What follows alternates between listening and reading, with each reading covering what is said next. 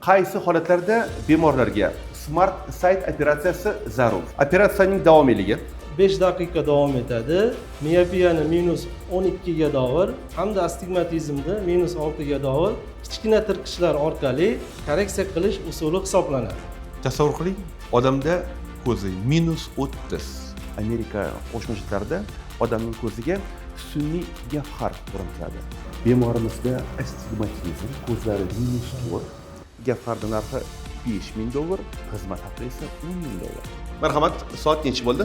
Bunday operatsiyalar O'zbekistonda ham bajariladimi? Bizning Andijondagi vizit klinikamizda, ya'ni bemor bir keladi, boshqa hech qanaqa muammoga uchramaydi. Gavhar narxi $1000, xizmati $600, jami $1600.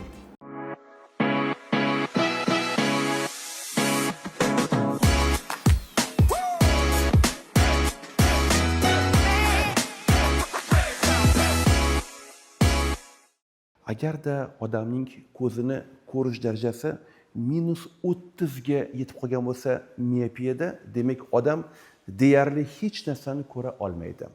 Bu holatlarda Amerika Qo'shma Shtatlarida odamning ko'ziga sun'iy gavhar o'rnatiladi. Lekin muammo shundaki, uning narxi nihoyatda qimmat. Gavharning narxi $5000, xizmat haqi esa $10000. Savol tug'iladi. Bunday operatsiyalar O'zbekistonda ham bajariladimi yoki yo'qmi? Albatta ha. Shuning uchun ham biz bugun Andijon shahridagi Visus klinikasiga tashrif buyurdik. Assalomu alaykum, hurmatli do'stlar. Mr. Otabek TV kanaliga va Visus klinikasiga xush kelibsizlar. Agarda uxlab qolmasdan ushbu videoni oxirigacha ko'rsanglar, sizlarga mana shu sun'iy gavharni qo'yilishini, jarayonni to'liq tarzda ko'rsatib beramiz. Qolaversa, buning narxi o'zi O'zbekistonda qancha va mana shu kabi barcha eksklyuziv ma'lumotlarni bugungi video orqali bilib olasizlar.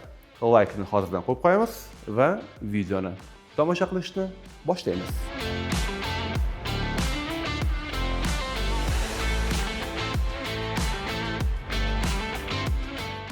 Andijondagi Visus klinikasining shifokori Temirov Muhiddin aka.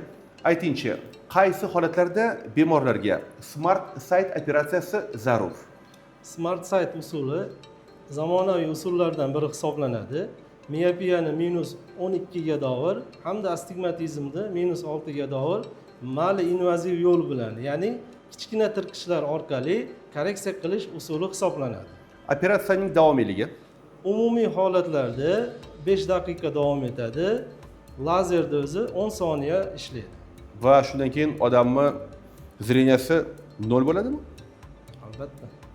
Demak, xulosa qilib shuni aytish mumkinki, agarda miopiya bo'ladigan bo'lsa va bemorning ko'zi -12 holatida bo'lsa ham 0 bo'ladi 5 daqiqaning ichida.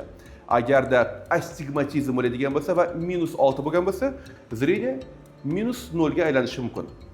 Bizning bemorimiz Dilfuzaxon ushbu operatsiyani 5 daqiqaning ichida o'tkazamiz va 5 daqiqadan keyin bemorimiz o'sha yotgan joyidan bizga soatni aynan necha bo'lganini aytib berishi kerak. Demak, agarda siz ko'zimizni yaqin rakursdan ko'rishga tayyor bo'lmagan bo'lsangiz, demak hozirning o'zidan ekrandan qoching va videoni oxirida sizlar bilan ko'rishamiz. Chunki hozirda sizlarga biz eksklyuziv kadrlarni beramiz. Marhamat doktor, operatsiyani boshlashingiz mumkin. Rahmat, operatsiyani boshlaymiz. Vrachmi, injenermi? По профессии врач. Вообще? Вообще тоже врач. Demak, xizmat vazifalaringizga nima kerak? Patsientlar kasalligiga operatsiya tayyorlash va gripni tayyor qilish, xirurgiya assistensi.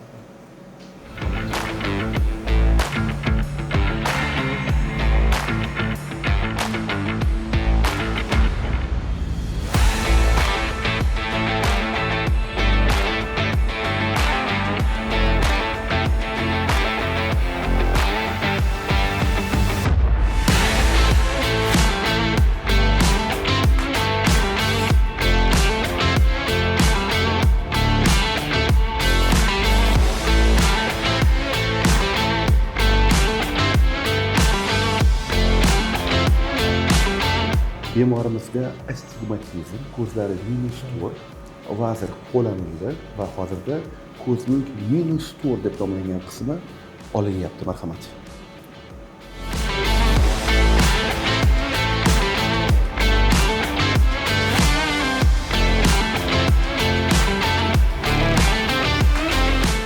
operatsiya tugadi. Bu jarayon o'zi muvaffaqiyatli tarzda o'tdimi yoki yo'qmi? Buni hozirda birgalikda bilib olamiz. Marhamat, patsientni turg'izing. Ehtiyotkorlik bilan yana patsient oftalmologdan to'g'ri travmatologga qarab ketib qolmasinlar. Marhamat, soat nechi bo'ldi? Soat 7. Yashang. Demak, o'zi mana shunday operatsiyalarni kunida nechtasini o'tkazasiz? Kuniga o'rtacha 10 ta operatsiya o'tkazamiz. Bu apparat haqida bizga ma'lumot bersangiz. Bu apparat Markaziy Osiyoda kamdan kam uchraydigan Germaniyaning Schwind firmasining Atos femtosekund lazeri hisoblanadi. Tushunarli. Agarda patsientda shunday bir holat bo'lsa ko'zida, unga bunday operatsiya yordam bermasa, ya'ni undanda jiddiy muammo bo'lgan bo'lsa, unda nima qilsa bo'ladi patsient?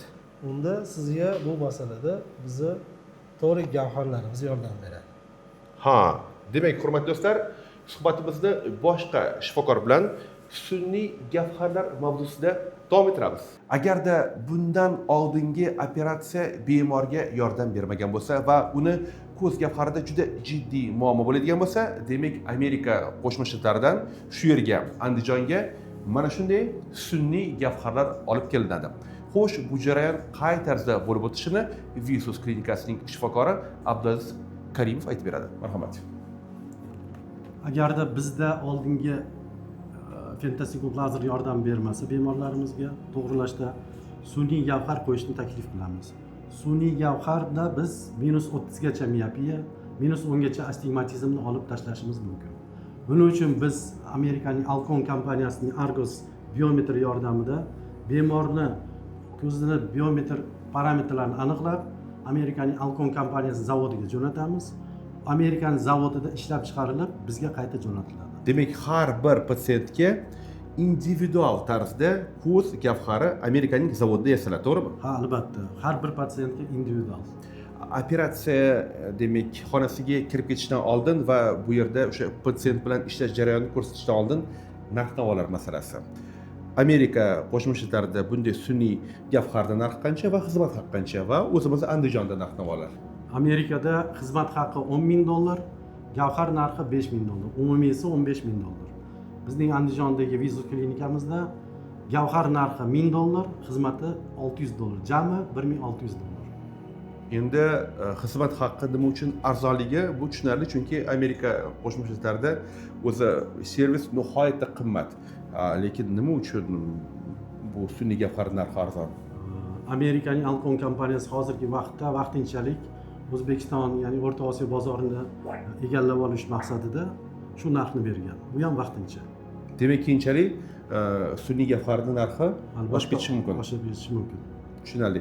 Demak, bo'lmasam siz patsientni marhamat taklif qilgan holda butun jarayonni bizning tomoshabinlarga ko'rsatib bering. Siz bilan esa operatsiya xonasida ko'rishamiz. Marhamat. Bemor bizga kelib iyagini qo'yadi optik biometrga. Optik biometr yordamida vrachimiz ko'zning shoh parda parametrlarini, ko'zning umumiy katta kichik hajmini, o'zini optik holatlarini tekshirib, mana tekshirish jarayoni tekshiradi, optik jarayonlarni tekshiradi. Bunda biz gavharning razmeri, astigmatizm va miopiyani qaysi darajada aniqlanadi va qaysi gavhar individual tarzda shu bemorga tushadi. Shu bemorni xuddi shu gavharni tanlanib, xuddi shu bizdagi ma'lumotlar Amerikaning Alcon kompaniyasining zavodiga jo'natiladi. U yerda aniqlanib, bu yoqqa qayta jo'natiladi. Operatsiya jarayoni qay tarzda bo'lib o'tishini bizga ushbu klinikaning shifokor injenyeri Abdumalik Saipov aytib beradi. Marhamat. Ya'ni bizda bu apparatning nomi Alcon Navigator Virion. Bu apparatda biz operatsiya jarayonini kuzatamiz. Ya'ni qanday tarzda operatsiyada Panoptix va VVT torik gavharlarni qo'yilayotganda biz bundan kirish jarayonini qaysi gradusda gavhar qanday tarzda turishini kuzatib turamiz. Tushunarli. Operatsiyani boshlasak bo'ladimi? Boshlaymiz. Abdulaziz aka, marhamat.